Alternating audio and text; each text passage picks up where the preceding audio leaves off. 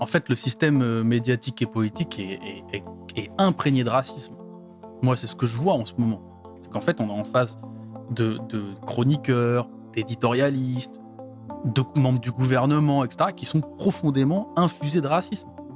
Donc ces gens-là, en fait, ils considèrent que les musulmans sont une classe dangereuse. Mais c'est pas la première fois dans l'histoire du pays. Hein. Avant, il y a un moment, c'était les juifs. Ça a conduit à ce qu'on sait. Puis en fait, c'est une constante française de se trouver un bouc émissaire.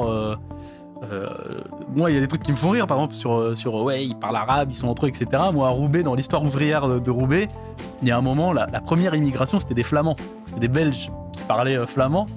Et quand tu regardes l'histoire, il y avait des débats pour savoir si, par exemple, dans les entreprises, dans les conseils syndicaux ou dans les négociations, ils avaient le droit de parler flamand ou pas, tu vois. Les Italiens, moi j'habite dans le Nord, les Italiens, ça a été considéré à un moment comme une classe dangereuse. Il y a eu, par exemple, des affrontements assez forts à Marseille, notamment. Il y a eu des journées où c'est parti dans tous les sens, affrontements, etc. Parce qu'on avait reproché à des Italiens d'avoir sifflé la Marseillaise pendant le passage d'une patrouille militaire, etc. Cette histoire, elle se répète à chaque fois, en fait. Chaque génération. Aujourd'hui, c'est les musulmans. On verra, bientôt, ce sera les Asiatiques. Ça va venir. Moi, j'ai aucun doute là-dessus.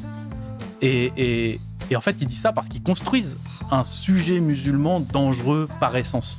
C'est ça le racisme, en fait. C'est de dire par essence, quelqu'un de musulman, ça craint pour nous.